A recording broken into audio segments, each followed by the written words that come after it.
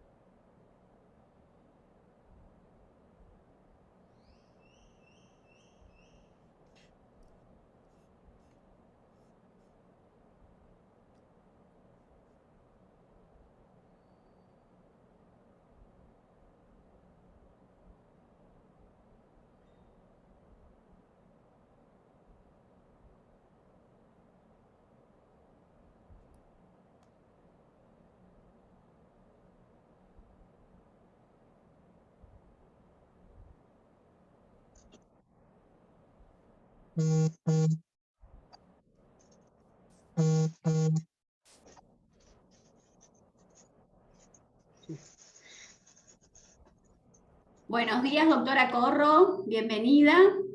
Hola, buenos días, Ana, buenos días. ¿Cómo está? Muy bien, muy feliz por la asistencia que tenemos. Así que vamos a dar 2 minutos más para que más personas se vayan conectando, pero tenemos una muy buena asistencia. Bueno, excelente. Eso es lo que queremos, tratar de promocionar hacia la comunidad cosas positivas para educar, capacitar y educar con el objetivo de extender a nuestra población y niños y adolescentes en buena forma en todos los temas y todos los tópicos. Hoy, lógicamente, vamos a hablar de un excelente tópico. Así que ahorita nos vemos, Anita.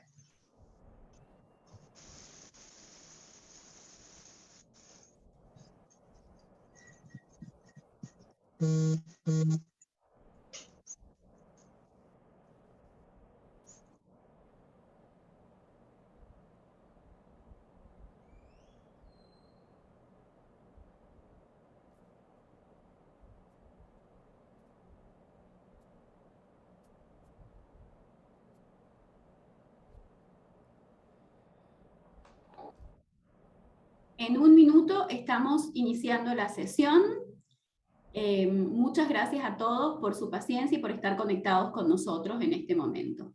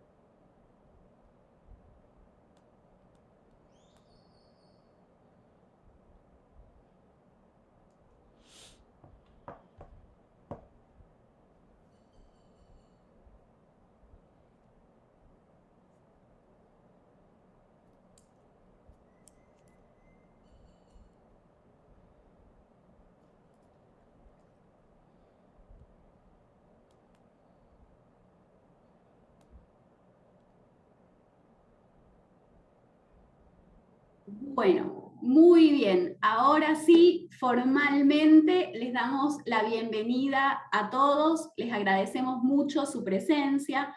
Yo soy la doctora Ana Gabriela Lucas, formo parte de la Junta Directiva de la Sociedad Panameña de Pediatría y realmente desde hace unos 2 años estamos participando, teniendo actividades más hacia la comunidad, y la Escuela para Padres es una de ellas. Hoy queremos hablar y compartir con todos los papás sobre un tema muy relevante actualmente, y tenemos una invitada de lujo, que es la doctora Susana de León. Realmente sabemos y hemos tenido muy malas noticias que nos han impactado mucho últimamente, no solo en otros países, sino también en nuestro país relacionados con este tema. Hemos tenido aumento no solamente de los suicidios en adolescentes, sino que hemos visto cada vez más adolescentes y niños con ideación suicida. Por eso creemos que es tan importante abordar este tópico y tener avisos y ayuda de expertos que nos den información para saber cómo identificar cuáles son los signos de alarma de este tema y cómo abordarlos eventualmente. Como les dije, hoy tenemos una invitada de lujo, es la doctora Susana de León. Voy a compartirles un poquito su currículum para que ustedes también la conozcan. Doctora, si quiere, mientras tanto, puede ir compartiendo su pantalla para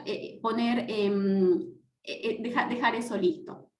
Bueno, la doctora Susana de León es egresada de la Facultad de Medicina de la Universidad de Panamá. Es especialista en psiquiatría general y posteriormente psiquiatría del niño y del adolescente de un hospital en Estados Unidos. Actualmente labora en una clínica privada llamada The Bridge Center. Es muy activa en redes sociales, conferencias, y apoya continuamente a diferentes organizaciones no gubernamentales ligadas a la niñez, juventud y educación.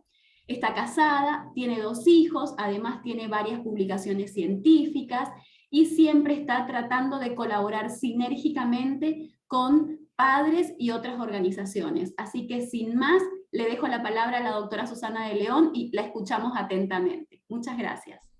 Muchísimas gracias, doctora Lucas. Es un honor poder estar compartiendo con ustedes en esta mañana. Cuando la doctora Geraldine Norte me llamó, me pareció una idea fabulosa que la Sociedad de Pediatría, bajo el liderazgo de la doctora Mar Vizcorro, que fui su interna. Doctora, qué gusto verla por aquí. Felicitaciones a todas estas mujeres valiosas en puestos de liderazgo de la medicina. Y cuando pues me invitaron, me pareció una idea genial poder llegar a papás y mamás, profesores, a todo el que esté interesado en este tema, porque al final mientras más conocemos, mientras más nos informamos, mejor podemos abordar un tema que es tan importante hoy día. ¿Y por qué es tan importante? Porque 1 de cada 5 personas, niños, adultos, adolescentes, sufre de algún tipo de trastorno mental. Son unas estadísticas en realidad alarmantes. En Estados Unidos no se queda igual, en el Reino Unido es bastante similar, y en Panamá no estamos lejos de eso tampoco, ¿no? El suicidio es la segunda causa de muerte en niños y adolescentes y adultos jóvenes entre 15 y 24 años, o sea que es un tema de relevancia para todos estar informados al respecto. Y sabemos que alrededor del 50% de las enfermedades mentales empiezan en la infancia, sobre todo en la adolescencia, por lo cual el estar consciente de estos temas, de temas del desarrollo del niño y conocer cómo prevenir es de vital importancia. En Estados Unidos se hizo este estudio donde se vio que niños de 5 a 11 años fue la 10ª causa de muerte. Estamos hablando de niños chiquititos, niños de primaria. Y se vio en ese mismo estudio que había un 18% que pensaron en quitarse la vida y un 9% que lo intentaron. En Estados Unidos las armas son lo más común y por eso hay todo este debate allá sobre el tema del acceso a las armas de fuego. En Panamá es diferente, en Panamá se usan otros métodos y por eso es que los cuidadores y maestros pediatras tenemos que conocer las señales de alerta y por eso el título incluye eso. En Panamá sabemos que cada tercer día una persona muere por suicidio de diferentes edades. Ha habido casos de niños y adolescentes en Panamá, todos tienden a salir en las redes, así que definitivamente es un tema de relevancia local y mundial. Este es basado en un estudio que se hizo por profesionales panameños donde se evaluaron los casos de suicidio o de muerte por suicidio, como se debe decir, entre el 2006 y el 2016. Hubo 1.475. De ese número, un 13%, o sea, 184 personas, tenían entre 10 y 19 años. Niñitos, peladitos, jovencitos. O sea que realmente es una población de riesgo, como lo demuestran las estadísticas a nivel mundial y nuestras estadísticas locales. Y quiero parar un segundito en lo que es la adolescencia porque es donde más se ve y hay muchos retos hoy día que tienen los adolescentes que quizás en los tiempos de antes no se tenían. La presión de grupo probablemente ha existido siempre. Sin embargo, la presión por el consumo de drogas y alcohol quizás es un poco más fuerte. Está el vaping, los cigarrillos electrónicos. El tema de las redes sociales es completamente novedoso de unos años para acá y real. Hay niños que nacieron dentro de la época de las redes sociales que yo no sé si ustedes saben, pero hay aplicaciones en las cuales los niños, como por ejemplo esta aplicación, no es el WhatsApp, es la otra, donde los niños pueden saber exactamente a dónde está la persona y cómo no lo invitaron a una fiesta. Eso es absolutamente escandaloso. Imagínense el niño que se queda por fuera. Entonces, todas estas son cosas que van mermando la autoimagen, la autoestima y demás de los niños y adolescentes. Están los temas de sexualidad, de autoestima, de identidad, de bullying. O sea, hoy día ser un adolescente es más complicado por todas las otras presiones nuevas que tenemos. Y esto es un chico sin problemas de salud mental. Ahora, si hay problemas de salud mental, imagínense cómo se complica esto, ¿no? Entonces, hablamos de señales y signos de alerta. La Sociedad Americana de Suicidología ha estado estudiando esto por años y años y se ha definido que hay señales que las personas dan. El suicidio no es previsible, no podemos decir, bueno, va a pasar tal día, pero sí podemos prevenirlo tratando de estar alertas de estas señales verbales y no verbales e intervenir a tiempo. La mayoría de la gente que ha pensado en algún momento en quitarse la vida seriamente ha buscado ayuda profesional en las semanas y meses antes del evento.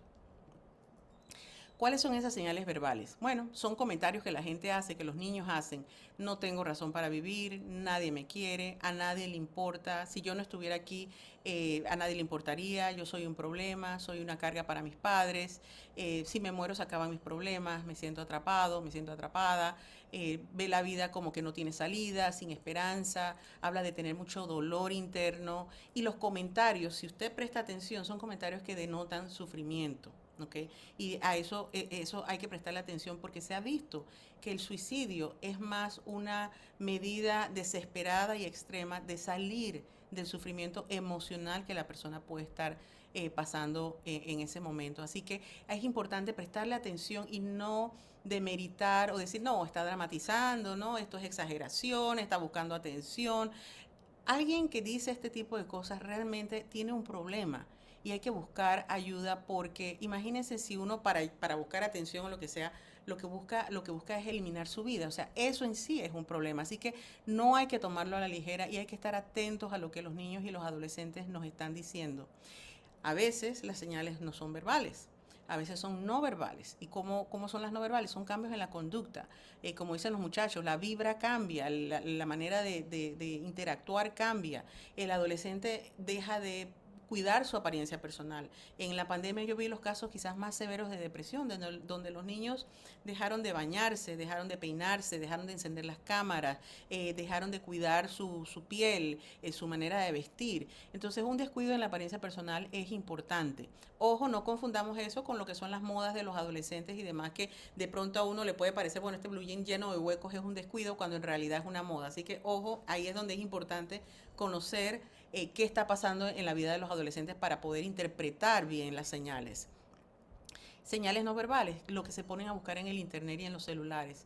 Muchos chicos se meten en el internet y empiezan a averiguar maneras de quitarse la vida, básicamente. ¿Qué duele más, qué duele menos, qué es menos traumático, qué es menos problemático? Esto ocurre y, como les decía, vivimos en la época de las redes sociales. Vivimos en la época donde la información es instantánea, así que tienen esta información a la disposición. Hay que prestarle atención a cuando se aíslan de sus amistades, se aíslan de las actividades que gozaban, cuando se empiezan a encerrar demasiado en el cuarto. Ojo, es normal que los adolescentes necesiten ese tiempo para ellos, pero cuando empiezan ustedes a ver que además de estar en su cuarto chateando con los amigos o lo que sea, también se están aislando de los amigos, de las actividades que disfrutan, hay que prestar atención. Cuando hay visitas inusuales o despedidas inesperadas, una niña le escribe a la otra niña, oye, tú fuiste mi mejor amiga, muchas gracias por todo y demás. Ojo, mamá de la niña que recibe el chat, quizás esa es una señal de que la joven está despidiéndose. Entonces, estas son señales no verbales. Estos chicos entran a tener más accidentes, más conductas autodestructivas, y voy a entrar ahí un poquito en el tema de que, bueno, no sé, anduve, o sea, hay un descuido. El joven tiende a saber que hay algo de eso. Y lo otro son esas conductas de auto hacerse daño, como por ejemplo cortarse, que de hecho hoy en día se habla de conducta de hacerse daño que no es realmente suicida, pero por ahí se empieza. Entonces hay que prestarle atención, los chicos que se cortan, los chicos que empiezan a tomar en grandes cantidades y quedan desmayados en las fiestas, los niños que hacen cosas que son un descuido de su persona. Hay que prestar atención, esas son señales no verbales, ¿ok? Y cuando hay un aumento, pues como les decía, del consumo de drogas y alcohol, hay que prestar atención. Cuando un chico que iba a la fiesta y no tomaba tanto, de repente empieza a llegar intoxicado frecuentemente, hay que prestarle atención. Entonces, estas son las señales verbales y no verbales. Hay otras no verbales que tienen que ver con los síntomas de depresión mayor. Muy importante, porque se ha visto una correlación entre la depresión mayor y la conducta suicida y el suicidio. ¿Okay? ¿Qué síntomas hay que prestarle atención? Cambios en el sueño, duermen poco o duermen mucho. Cambios en el apetito, ganan peso o pierden peso. Estado de ánimo, que no solamente es estoy triste y estoy deprimido. No, en niños algunas veces ellos dicen estoy aburrido, no me provoca nada. O irritabilidad.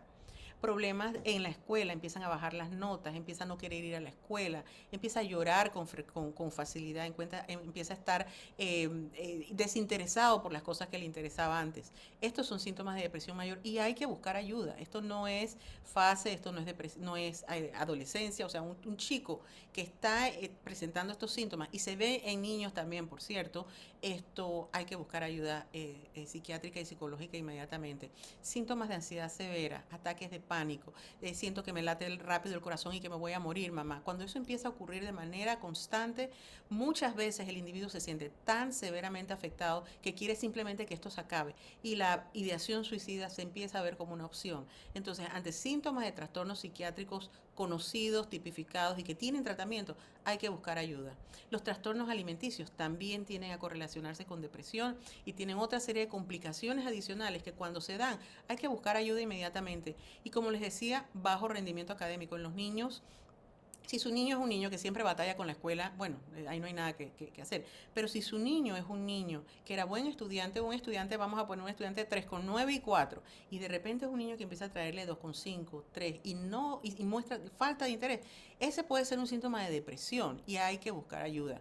Conductas disruptivas, un niño que se portaba relativamente bien y de repente empieza a portarse mal, a decir palabras feas, a contestar feo, y ojo, no es parte pues de la adolescencia y demás normal, pero es algo llamativo, ahí hay que buscar. Él está diciéndole a través de estas conductas disruptivas, yo estoy sufriendo, yo no me siento bien, y ahí hay que buscar apoyo. Entonces, otro elemento que conocerlos ayuda a poder evaluar el riesgo y evaluar la posibilidad pues, de que estemos ante una posible conducta suicida, son entendiendo los factores de riesgo y los factores de protección. Y a mí me gusta dividir los factores de riesgo en tres. Los factores de riesgo que tienen que ver con la salud, con el medio ambiente y con los vínculos afectivos. Y quizás vamos a pasar más tiempo en los vínculos afectivos porque el ser humano nace, crece y vive en el contexto de las relaciones. Y cuando hay problemas en las relaciones, hay problemas en la salud mental. Problemas de salud, como les hablaba, el trastorno depresivo mayor, que se ve en niños y se ve en adolescentes y pues, por supuesto en adultos. Hay que estar atentos, como les decía, a los síntomas de depresión. Si ustedes los buscan en el internet, hay listados por todos lados, pero como les decía, hay cambios en estado de ánimo, hay cambios en el apetito, cambios en el sueño, cambios en la manera de ver la vida, puede haber ideación suicida, bajan las notas, hay retraimiento, a veces en los niños más pequeños hay conductas regresivas, un niño que ya estaba entrenado y orinaba y demás en el baño, esto empieza a orinarse en la cama. Hay que estar atentos de estos síntomas y buscar ayuda antes de que el cuadro se complique, sea severo y como en algunos casos puede ocurrir, puede haber intentos de conducta suicida o suicidio. Esto es sumamente importante, estar siempre pendientes. A mí me gusta pensar, y esto lo aprendí de una persona que perdió a un familiar por suicidio, me gusta pensar en el suicidio como quizás el síntoma final de una condición de fondo. Así como en el cáncer tenemos pues el estadio 1, el estadio 2, el estadio 3 y el 4, donde ya el 4 pues, fue como el síntoma final y la persona eventualmente pues fallece. Asimismo, en los trastornos psiquiátricos tenemos los leves, los moderados, los severos y tenemos en algunos casos las conductas suicidas pues que son como el síntoma último al cual no queremos llegar y queremos prevenir a través de estar educados, conciencia, intervención y prevención. Tenemos entonces los temas de salud que son factores de riesgo. ¿Okay?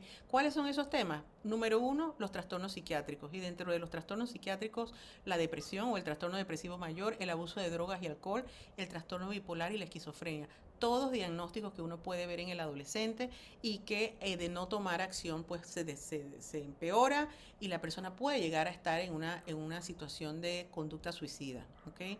Hemos visto que en el desorden del espectro autista y en las discapacidades intelectuales puede haber también conducta suicida, sobre todo cuando es en el desorden del espectro autista, en esos pacientes que tienen como mucha más conciencia de la enfermedad, quizás un coeficiente intelectual alto, que son verbales, que están como mucho más conscientes de sus limitaciones. A veces pues las depresiones se complican, tienen más riesgo de depresión y de complicarse con conducta suicida. Los trastornos de la personalidad.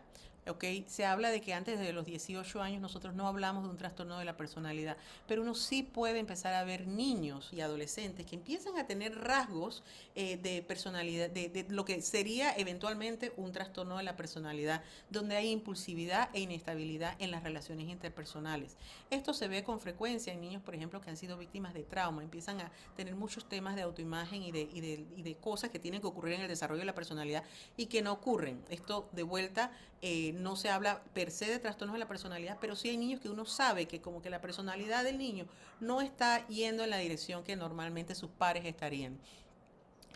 Condiciones médicas serias, pacientes con dolor crónico, esos niños con anemia falciforme que hacen crisis, pacientes con enfermedad con trauma cráneoencefálico, las áreas del cerebro que tienen que ver con control de impulsos a veces se afectan y si piensan algo lo hacen. Entonces a veces con lo que sería una ideación y un freno hay una ideación de conducta suicida y una acción. Entonces hay condiciones médicas importantes que si alguno de sus familiares ustedes sospecha que presenta algo de esto, por favor busque la atención médica profesional. Y por supuesto en los temas de salud hablemos un poquito de genética y se ha visto que cuando hay una historia familiar y aquí hay un componente obviamente genético como conductual también pero genético, cuando hay intentos previos e historia familiar de suicidio hay que prestar atención.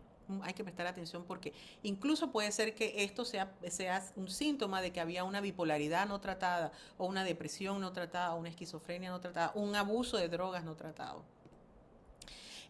Se ha visto que en los adolescentes, en 80 o 90%, que intentan quitarse la vida tienen un trastorno psiquiátrico. Hay otros estudios que no son tan concluyentes y se ha visto que el fenómeno de suicidio es en realidad multicausal. Hay muchas, probablemente muchas razones que en un momento dado inciden para que una persona de cualquier edad en realidad piense en quitarse la vida o trate de quitarse la vida. Se ha visto en algunos estudios que hasta 60% de los pacientes que murieron por suicidio tenían adolescentes, tenían un trastorno depresivo mayor. Por eso el énfasis en identificar la depresión de manera temprana.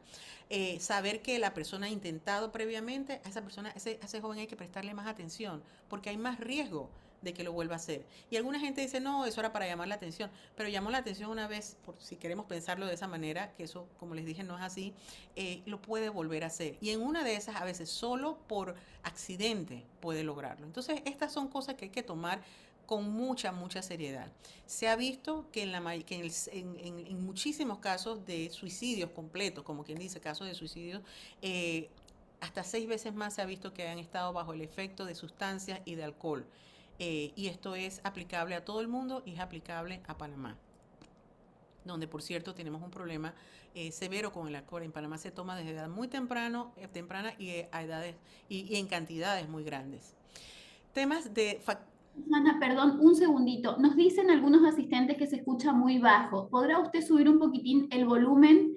Yo la escucho muy bien, pero hay varios que nos están reclamando eso y están súper interesados por escuchar. Claro, claro, tengo el volumen al máximo, voy a subir la voz, ¿será? Listo, A le ver, agradezco mucho y perdón la interrupción. espera, que subí la voz. Bajé el volumen, ahora sí. ¿Me escuchan? Ok, Yo la escucho perfecto. voy a Sí, acercar la cámara también. Mejor. exactamente. Listo, gracias. Ok, entonces, gracias por decirme, de verdad que es importante que esto pues lo escuchemos. Cuando hablamos del medio ambiente son cosas que externas, ya no estamos hablando de la mente de la persona, la salud de la persona, estamos hablando de lo que hay allá afuera. Y uno de los factores de riesgo que se debate mucho, de hecho, a nivel de salud pública, es el tema del acceso a las formas de quitarse la vida, ¿ok?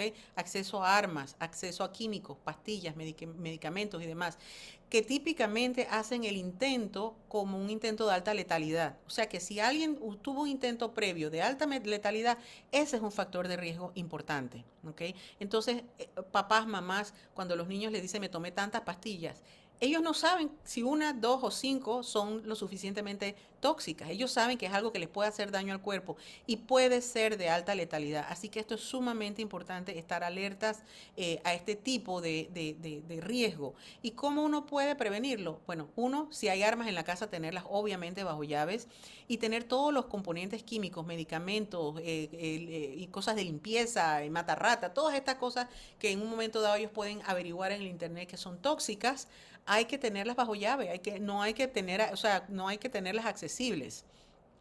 Y tenemos un segundo aspecto ambiental, que es el estrés crónico. Y lo pongo como estrés crónico porque todas estas cosas que ustedes ven aquí, pobreza, acoso, bullying, que es acoso, solo que es escolar, desastres naturales, discriminación, puedo agregar guerra, por ejemplo, lo que están viviendo todos estos niños en Ucrania.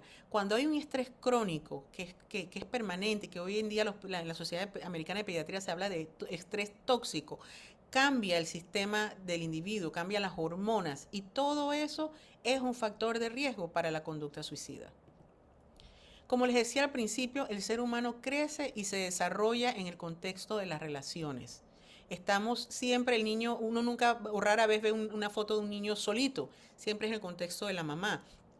O del abrazo del papá. Siempre hay otro ser humano y por eso los vínculos son tan importantes en la vida del ser humano. Nosotros evolucionamos para ser seres en conexión, seres interactivos. Se pierden esas interacciones, se pierden esas conexiones y el ser humano sufre. Entonces, estos vínculos afectivos que pueden ser factor de riesgo es la soledad, la falta de adultos significativos, cuidadores consistentes. En Panamá hay muchos niños solos, muchos niños que no tienen adultos que regularmente están ahí para ellos y que son consistentes. Para un adolescente, sentir que no tiene amigos que le hace sentir que son importantes, eso es devastador. rechazos así de personas que eran importantes en la vida del adolescente, o sea, los marcan para toda la vida, igual que en niños. Vínculos frágiles, inseguros, inconsistentes, abusivos, en los primeros años de vida dejan secuelas que casi que para toda la vida si el niño no recibe ayuda. Así que así de fuerte es la importancia de los vínculos y asimismo es el efecto de la falta de o la disrupción en estos vínculos. La pérdida reciente de un ser querido, sea porque falleció, por alguna enfermedad, porque la persona se alejó, en el niño pues la pérdida de uno de sus padres, de sus abuelos, personas importantes en la vida de ellos, en el adolescente típicamente es la pérdida de un mejor amigo o de una novia o de un novio, donde la sensación de pérdida es abrumadora, el pensamiento al cual tiende a irse el individuo, sobre todo si tiene alguna condición de salud mental de fondo, es no valgo nada, ¿para qué estoy aquí? Mejor me voy. ¿Ok? Entonces así es que más o menos funciona esto. Haber experimentado la pérdida por suicidio de una persona cercana, como habíamos visto el tema de la genética, también es la parte de ejemplo. Los niños no solo aprenden, y los adolescentes, de lo que decimos, sino de lo que hacemos. Así que cuando estamos manejando una crisis, y no me refiero aquí solamente al suicidio, me refiero a cualquier crisis, es bien importante manejarla de la mejor manera posible porque nuestros hijos están mirando y están aprendiendo de lo que nosotros hacemos. No necesariamente lo que decimos es importante y las palabras son sumamente importantes, pero en el niño y el adolescente más importante es el ejemplo. Igual hay que estar pendientes de cuando hay sensacionalismo asociado a las muertes de suicidio y por eso es que los medios de comunicación pues tienen un rol tan importante en todo esto porque si se da a conocer que alguien murió de suicidio dando los detalles y demás, se ha visto que eso puede aumentar el riesgo del efecto de contagio, el copycat effect, que hace que los jóvenes pues piensan que esa es la manera de lidiar con los conflictos, sobre todo si es o con los traumas, sobre todo si es una persona que ellos admiran. Otros factores de riesgo que están relacionados con el vínculo. La historia de abuso físico o sexual aumenta 10 veces la posibilidad de suicidio. Así que esto es muy importante porque no hablamos mucho de abuso en Panamá. Afortunadamente se ha empezado a visibilizar mucho más, pero hasta hace poco las estadísticas eran que 1 de cada 5 mujeres había sido sexualmente abusada en su infancia y 1 de cada 10 varones. Y esas son estadísticas probablemente que subestiman los números porque muchas veces la gente no lo reporta. ¿Okay? Lo otro es el abuso emocional en la infancia, el trauma, las pérdidas, el maltrato, los golpes, los gritos, los comentarios hirientes. Todo eso va mermando desde la mente del individuo hasta el DNA se ha comprobado, ¿ok? Y definitivamente es uno de los factores de riesgo para la conducta suicida. Y vamos más allá, vamos a la violencia intrafamiliar, el maltrato en el hogar y el bullying o acoso escolar, que básicamente ambas conductas son abusos, unas en el hogar y otras en la escuela. Ambas dejan huellas psicológicas, psíquicas, incluso biológicas, y que aumenta el riesgo, como quien dice, de conducta suicida en el que la padece, en el que la sufre. Los padres influyen muchísimo, como decíamos, ¿no? Si los hijos ven en los padres, si los hijos ven en los padres ciertas cosas, aumenta el riesgo de conducta suicida. ¿Y qué son esas cosas? Cuando hay mucha patología psicológica en los padres y en los hijos, familias caóticas, familias donde hay mucho grito, mucho golpe, mucho maltrato, mucho alcohol, con frecuencia esto está asociado al alcohol, cuando hay abuso infantil, cuando hay mucha agresión, los problemas se resuelven de manera física, de manera impulsiva, cuando hay, por ejemplo, déficits cognitivos que hacen que la gente no pueda como analizar bien la situación y se actúa de manera impulsiva, situaciones de estrés crónico, ahí la manera como están los padres agenciando estas cosas aumenta la posibilidad de que los hijos vean el suicidio como una opción para lidiar con estas situaciones. Pero no todo es malo. Hay también factores de protección.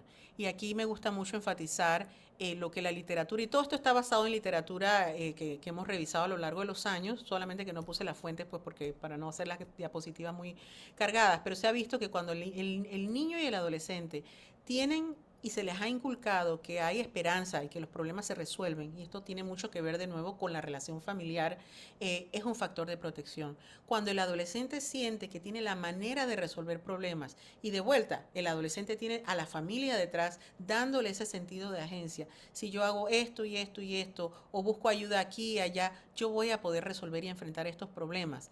sentido de agencia es un factor de protección. Y ojo, por eso es que a veces, y lo digo como mamá y lo digo como psiquiatra de niños y adolescentes, a veces yo le digo a la gente, si la psicoterapia fuese accesible a todo el mundo, ojalá todo el mundo en algún momento pasara por un proceso de psicoterapia, niños y adolescentes. ¿Por qué?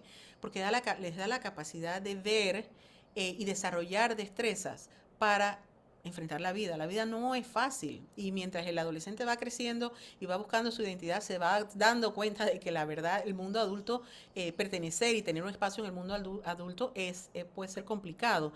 Entonces, darle desde muy temprano al niño la certeza de que existe ayuda, que hay maneras de resolver los problemas, de conocerse a sí mismo, cuáles son mis fortalezas, cuáles son mis debilidades, es buenísimo para la vida. Las relaciones sanas con familias y amigos, con la comunidad, donde el niño o el adolescente experimentan amor, apoyo, son otro factor de protección. Y ojo, el adolescente es como que en realidad qué pereza salir con mis papás, pero qué triste se sienten cuando sienten que los papás no están allí.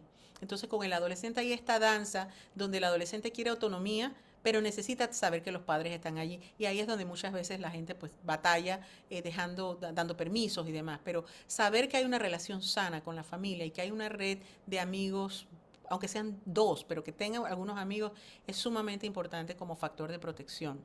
Lo otro es, y esto se está publicado en muchas partes, tener acceso a tratamientos de salud mental. En Panamá, antes de la pandemia, estábamos realmente muy mal en términos de recursos. Hacía falta más divulgación, hacía falta más recursos. Sin embargo, creo que la pandemia pues, fue una oportunidad para revisar todo esto y no es que estamos volando, pero estamos mejor. Y hay líneas de ayuda, hay mucho más aceptación, sobre todo de las generaciones más jóvenes, de que buscar ayuda por parte de salud mental, tomar algún medicamento si es necesario, ir a terapia, no es de locos, es una necesidad del ser humano, así como ir al pediatra, al oftalmólogo, al dentista, etcétera, ¿no? Y otro factor de protección es el tema de la espiritualidad. Y en este capítulo, pues la sensación de que hay algo más grande que uno, también la experiencia de comunidad en las diferentes religiones, el que si van a la iglesia o si van al templo o tener esa familia alrededor de los temas espirituales también es un factor protector.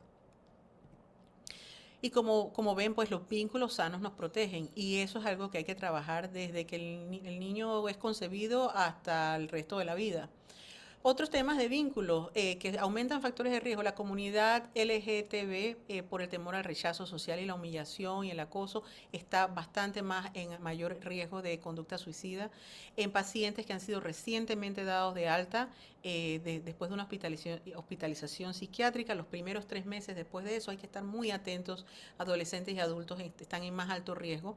Cuando la persona ha estado en la cárcel, en los centros juveniles, cuando hay una experiencia de humillación o vergüenza importante a nivel comunitario, también hay más riesgo.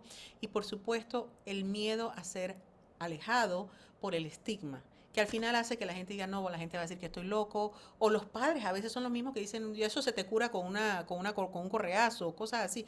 O sea, hay que hablar de estas cosas como se habla de un dolor de muela, o sea, hay que hablar de esto abiertamente y claramente y tenemos que escucharlos sin juicio para que el estigma cada vez sea algo más del pasado y los jóvenes y los niños puedan hablar de su salud mental abiertamente para poder hacer las intervenciones de prevención y de tratamiento o de intervención cuando es necesario.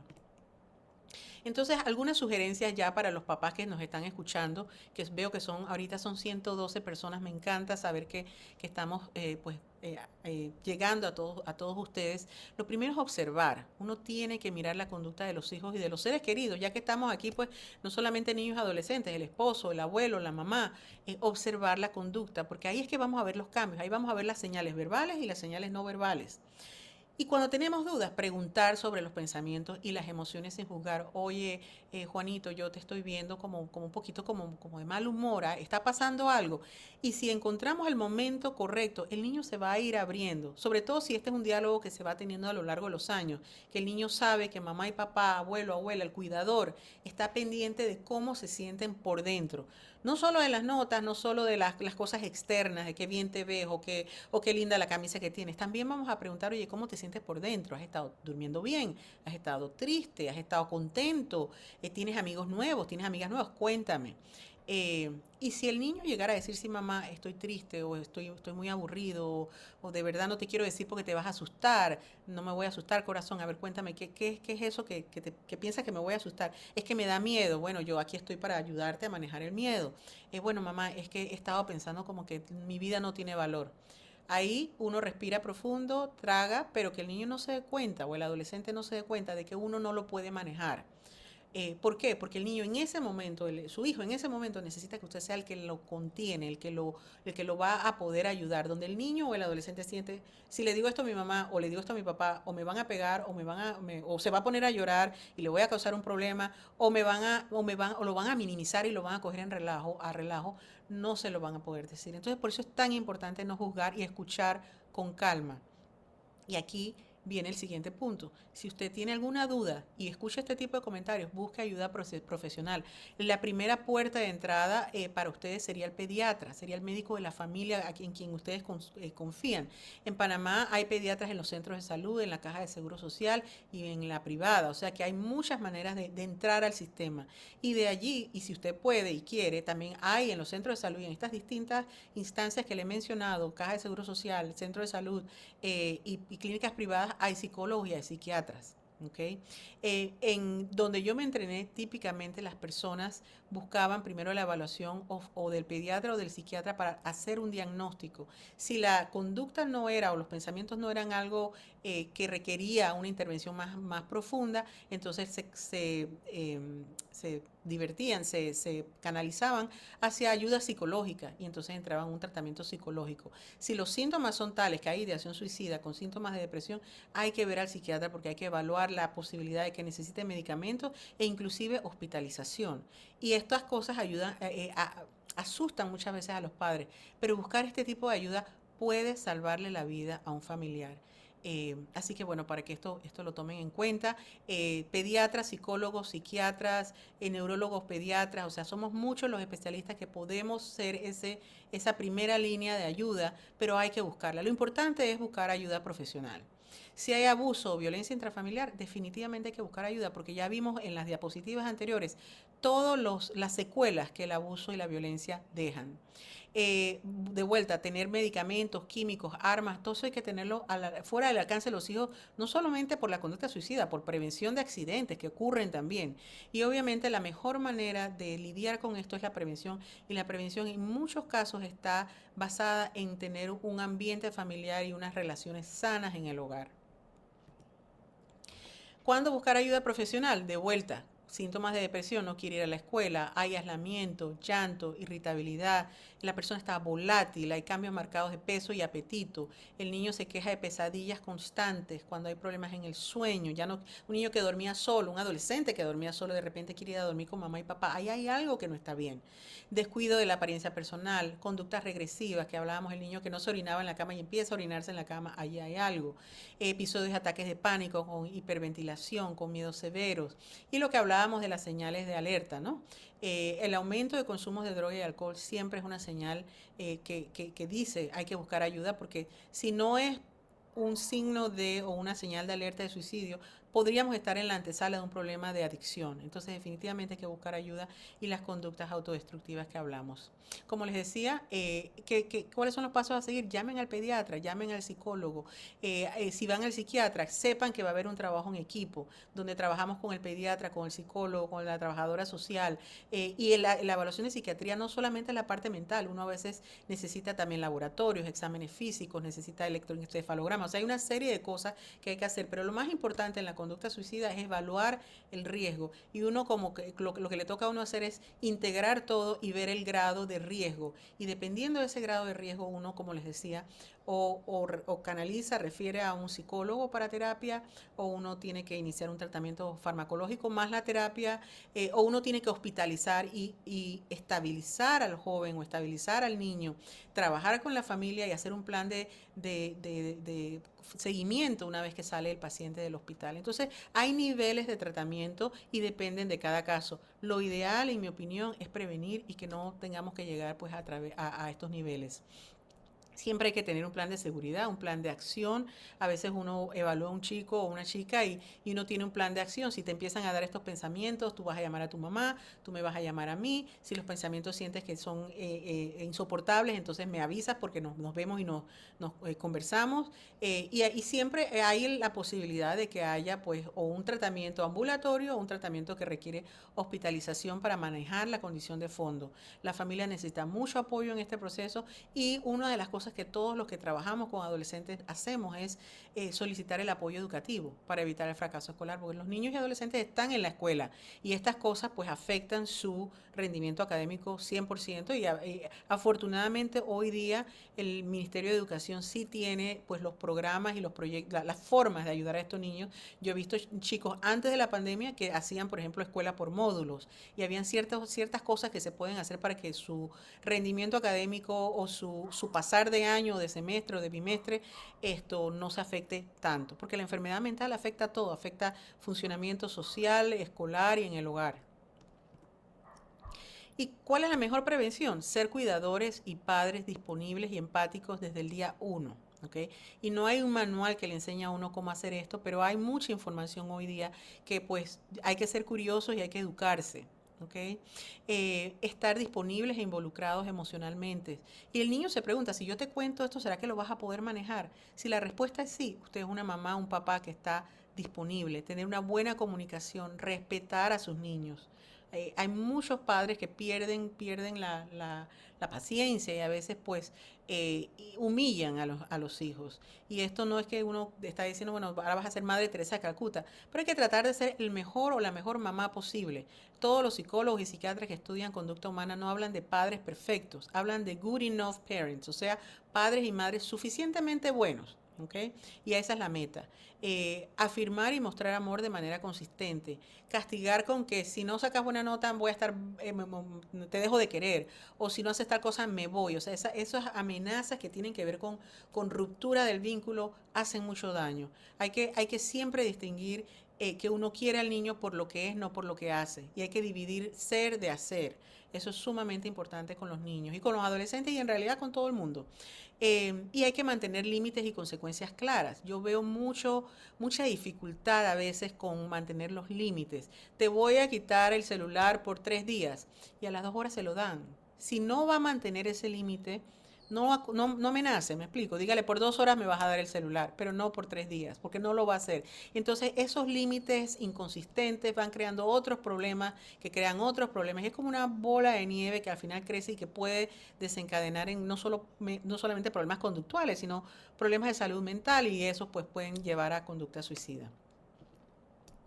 Prevención, no utilizar castigo físico ni verbal.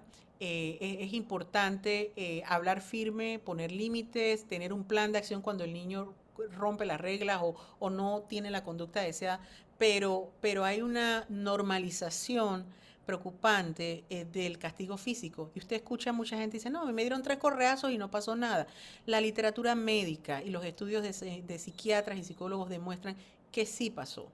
Que lo tengamos reprimido, que lo minimicemos, que hagamos un chiste de eso, es otra cosa, pero de que dejó secuelas, eso está comprobado. Y se ha visto que esas personas que han sido físicamente y verbalmente castigadas, abusadas, tienen mucho más riesgo de problemas de hipertensión, de obesidad, de tabaquismo, de alcoholismo, e inclusive se ha visto que puede afectar un pedacito del DNA que se llama telómeros, que tiene que ver con la longevidad y la salud de la persona. O sea que, ojo, esto no es nada New Age ni nueva psicología, hay ciencia detrás de estas sugerencias. Hay que enseñar con el ejemplo, los hijos realmente aprenden no solo de lo que les decimos, sino de lo que hacemos. Hay que buscar apoyo en familia, con amigos, apoyo en la familia y amigos que nos ayuden a desarrollar o que ayuden a todos, a los padres, a los adolescentes y a los niños a desarrollar un sentido de pertenencia. Para el ser humano ser parte de la tribu, como quien dice, es vital para su supervivencia. Hay que educarse en temas de salud mental y crianza y por eso yo felicito a todas las personas que están hoy aquí porque sacar 1 hora y media de su mañana de sábado pues demuestra un interés importante. Hay que consultar con el pediatra siempre, o sea, típicamente niños y adolescentes, su doctor de cabecera es el pediatra, búsquenlo, recurran a ellos cuando tengan alguna duda y al psiquiatra infantil o al psicólogo infantil cuando ustedes sienten que es algo que están muy claros que necesita esta intervención. todos tenemos un lugar en este planeta, los niños, los adolescentes y los adultos, y todos estamos interrelacionados, y todos estamos o debemos estar aquí para ayudarnos. Estas son algunas líneas de ayuda, están un poquito obsoletas porque creo que hay una que se llama ahora Te Escucho Panamá, que si lo buscan en las redes está el número, pero como les decía, gracias a la pandemia se armó toda esta red de teléfonos a los cuales las personas podían llamar para pedir ayuda. Los centros de salud que atienden creo que es de 8 a 3, de 7 a 3 de la tarde, tienen psicólogos y psiquiatras, pediatras, está la línea de ayuda del INSAM, que es para mayores de 16 años, sin embargo ahí les pueden dar pues algunas guías también para la ayuda en población pediátrica. Y bueno, lo que les damos a los niños le van a dar a la sociedad, decía este doctor Menninger. Así que con esto termino, les doy muchas gracias por su atención y creo que podemos empezar con preguntas y respuestas por unos minutos. Muy bien, doctora Susana, millón de gracias por esta presentación. Hemos tenido infinidad de comentarios, todos alabando qué brillante y clara presentación. Y muchos también nos dicen que ojalá esta charla pueda llegar a más personas, y la respuesta es, esta charla está siendo grabada y desde la sociedad tenemos un canal de YouTube que vamos a subir esta charla al canal de YouTube para que después entre los asistentes la puedan compartir con más personas y así toda esta información tan valiosa pueda llegar a otros papás, maestros, educadores, cuidadores que puedan necesitar esta información. Acá nos dicen que lo estarán compartiendo, que grandiosa la información de las líneas de ayuda, de verdad que todos comentarios positivos. Y tengo las primeras preguntas para ir contándoselas. Muy interesante, dice, si un chico o chica se autolastiman o se cortan, ¿tienen más posibilidad de llegar al suicidio? Es la primera pregunta. Sí, y se ha hablado de en inglés es non-suicidal self-harm behavior, que es conducta autodestructiva no suicida. Sin embargo, esos niños, cuando lo hacen, no necesariamente, cuando inician, no necesariamente están diciendo me quiero cortar las venas y me quiero morir, aunque algunos sí. Okay, ojo, esto no es 100% en todo. Es un primer síntoma de que yo tengo un sufrimiento emocional y la manera como lo saco es cortándome. ¿Okay? Eso puede escalar y eso puede ser un síntoma de depresión que puede escalar a que después diga esto ya no es suficiente y voy y hago algo de mayor letalidad. Entonces ahí es donde esa conducta es de vuelta una banderita roja de que tengo que buscar ayuda profesional porque mi hijo no está agenciando, manejando sus emociones y sus frustraciones de una manera sana. Hay algo ahí de fondo. A veces es un problema interpersonal, a veces es una depresión, a veces es ansiedad, a veces es una frustración a nivel escolar, pero definitivamente es un red flag, una bandera roja que nos dice hay que buscar ayuda. Y puse esta diapositiva para que vean mi cuenta de Twitter abajo, donde yo pongo bastante información de esta. Excelente, muchas gracias. Y es cierto, yo la sigo en todas las redes sociales y estoy todo el tiempo viendo información. Otra pregunta que hace alguien, si mi hijo tiene un problema de salud mental, ¿es importante que sus amigos sepan de este problema para eventualmente servir de apoyo, ayudar como red o no? ¿Qué es lo que usted le puede sugerir a esta mamá? Típicamente depende de la edad. Okay, si es un niño, el niño no tiene las capacidades cognitivas ni la capacidad emocional para lidiar con algo tan abrumador. Pero entre adolescentes, con bastante frecuencia, ellos ya han compartido la información. Okay. Muchas veces, de hecho, lo que yo he visto que son los padres que dicen, no, esto es algo muy privado, no lo hables. Y el adolescente siente la necesidad de compartirlo. ¿Y por qué? Porque el adolescente normalmente, y esto es parte del desarrollo normal del ser humano, deja de ver a los padres como su única familia y sus pares, sus compañeros, se vuelven la familia extendida. Entonces, muchas veces los amigos saben lo que están pasando y los amigos son parte de la red de apoyo. Así que mi sugerencia ahí sería preguntarle a su hijo, si es un adolescente, oye, cuéntame, esto lo has hablado con alguien, qué te han dicho, siéntete cómodo de hablarlo con alguien que es de tu confianza, pero ya que los padres intervengan y digan, oye, fulanito, menganito, sutanito, tú tienes que cuidar, ya eso es también de vuelta a volver a como que a ponerle una presión a los adolescentes. Eso típicamente ocurre como de manera orgánica. Ahora, si hay un adolescente en un muy alto riesgo donde hay que hacer una intervención, eso se puede evaluar caso a caso, pero como medida general yo confío en que los adolescentes típicamente hablan esto antes con los amigos que con los papás. Excelente, doctora. Muchas gracias por su respuesta. Otra pregunta, perdón, relacionada a esto. ¿Existe algún grupo de apoyo entre adolescentes al cual podamos acudir? ¿Sabe usted, conoce usted de alguna fundación o algo que esté trabajando este tema?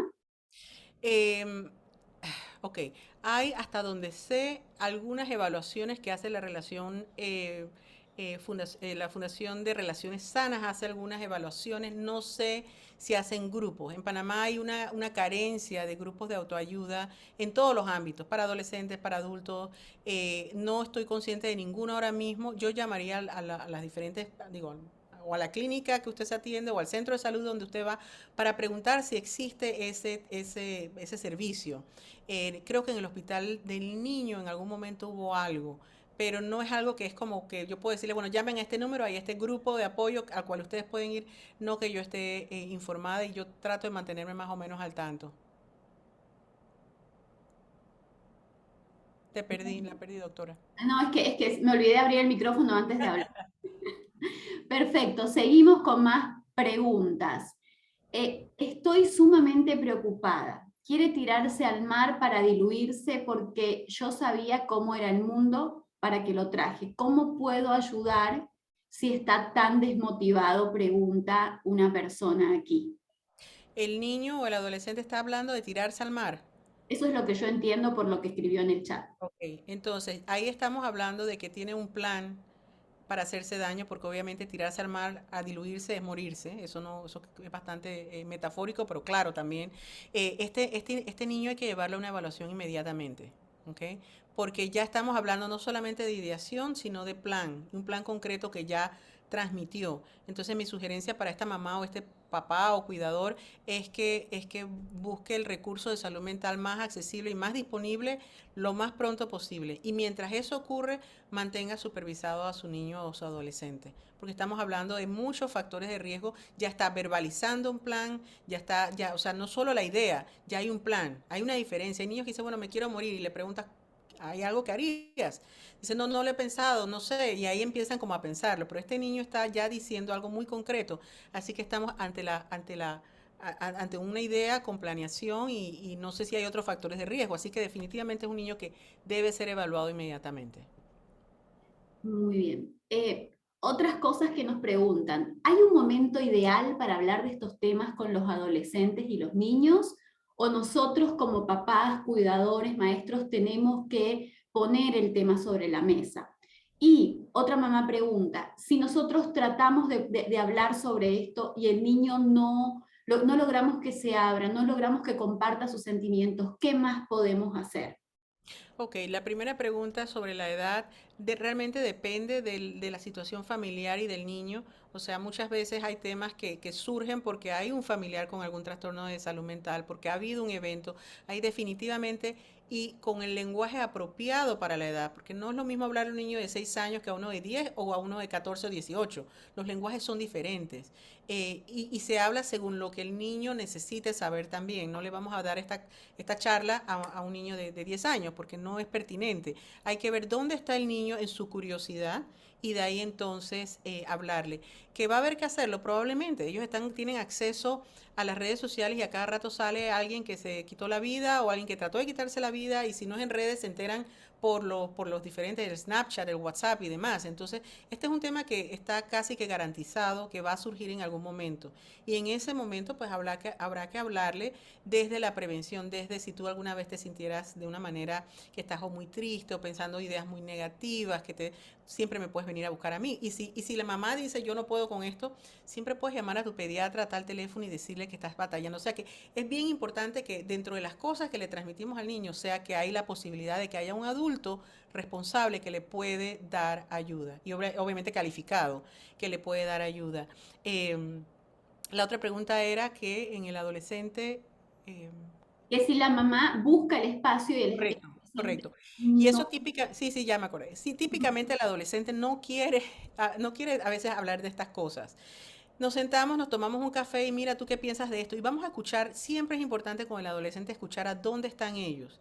Y a partir de ahí, entonces hacer la conversación o desarrollar el tema. A veces no es fácil, a veces no es en la primera sentada, ni en la segunda, ni en la tercera, a veces en la cuarta. O un buen día el niño viene y dice, oye, ¿sabes que fulanito de tal me dijo esto? Y ahí se abrió el compás.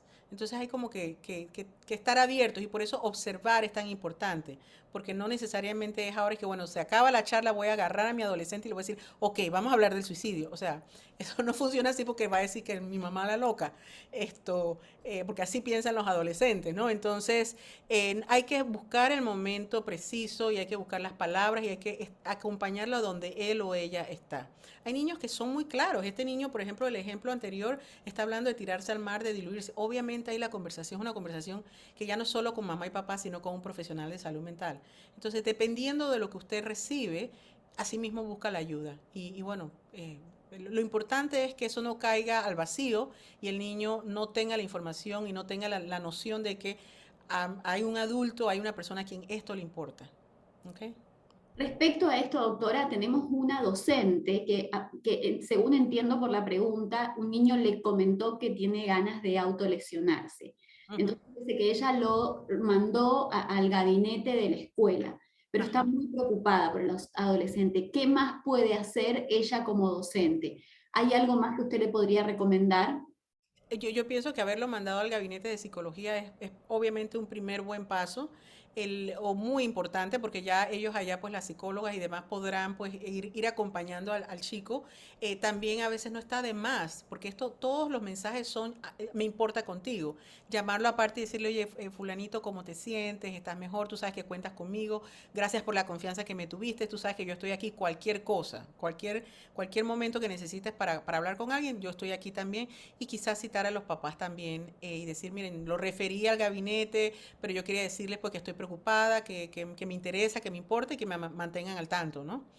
Quizás si este niño las notas empiezan a bajar, que eso es ahí donde muchos maestros pues pueden ayudar bastante, es en estas reuniones con el gabinete psicopedagógico, los padres, los profesores, es quizás en ese momento pues reducir la carga, poder posponer un examen, o sea, hay muchas maneras de ayudarlo y el joven necesita saber que eso está disponible, porque muchas veces se sienten atrapados y que no hay nada que se pueda hacer y obviamente pues siempre hay mucho que uno puede hacer para ayudarlos.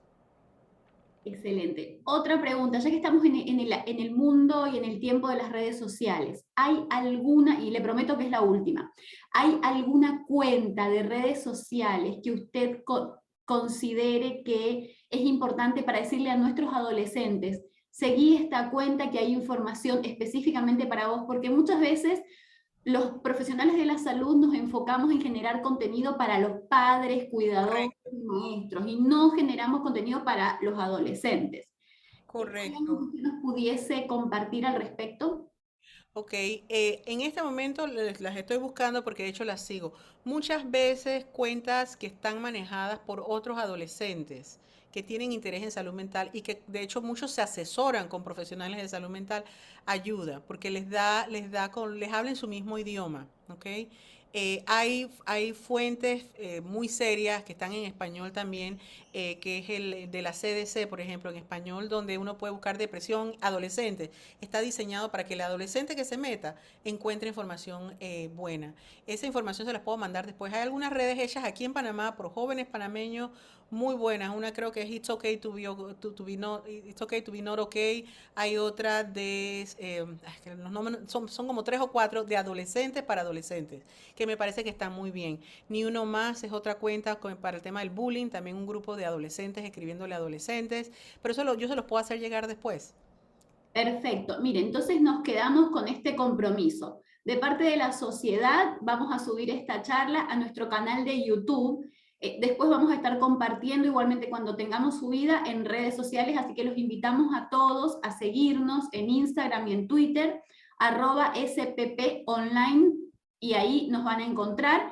Y también cuando la doctora Susana nos comparta estas cuentas de adolescentes para adolescentes, también lo vamos a ir subiendo y seguimos compartiendo información. Doctora, le cedo la palabra si tiene algún mensaje final para los papás y yo no me queda más que agradecerle por su tiempo, su expertise y todo este tiempo que nos ha regalado, toda esta información.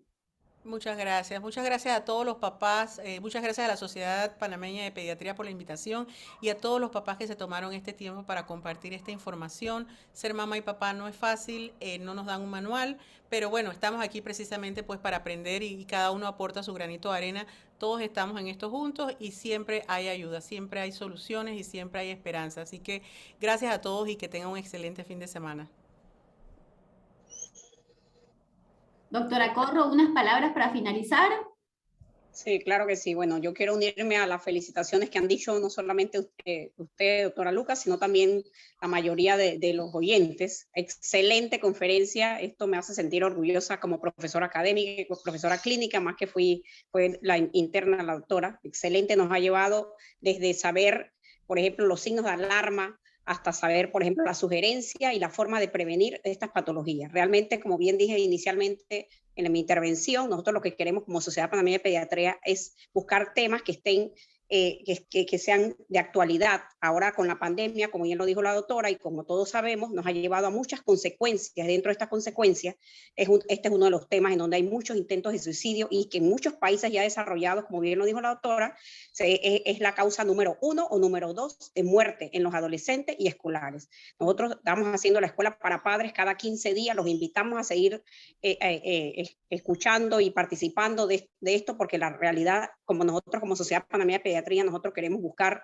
el objetivo de mejorar la niñez y la adolescencia en los diferentes ámbitos. Ya hemos hablado, por ejemplo, de lonchera saludable, el día de hoy de suicidio y sus signos de alarma, que es un tema bien de actualidad. Y bueno, realmente si vemos en todas las charlas que hemos dado hasta este momento, como bien dijo la doctora, se basa principalmente en la primera escuela, que es la familia, el apoyo familiar a los niños y adolescentes, el tratar de dar amor, de ofrecer, de escucharlos, de hablar con ellos. Y ese punto también que dijo la doctora es bien importante, que a veces algunas redes sociales ayudan. Por ejemplo, el adolescente tiene una forma de hablar que es un poco más fácil. Lógicamente, un adolescente que debe estar bien, como que sobre todo que se haya, como bien dijo la doctora, que se haya orientado o asesorado con especialistas. Es importante tomar en cuenta eso para que ellos mismos hablan su mismo idioma. Así que realmente, bueno, les agradezco por haber participado. Hoy tuvimos una gran cantidad de participantes y eso nos pone contentos a nosotros por todo el esfuerzo que estamos haciendo para tratar de llegar a ustedes, a la excelente moderadora, la doctora Ana Lucas, a la doctora Susana de León, y por favor, los invitamos que cada 15 días estamos con temas innovadores y de actualidad para seguir, para que no solamente para los padres, madres, los profesores, maestros, adolescentes y todos los que trabajamos, el personal sanitario que trabaja en atención primaria y todos los niveles de atención. Así que muchas gracias, que tengan bonito fin de semana, bendiciones y que Dios los bendiga.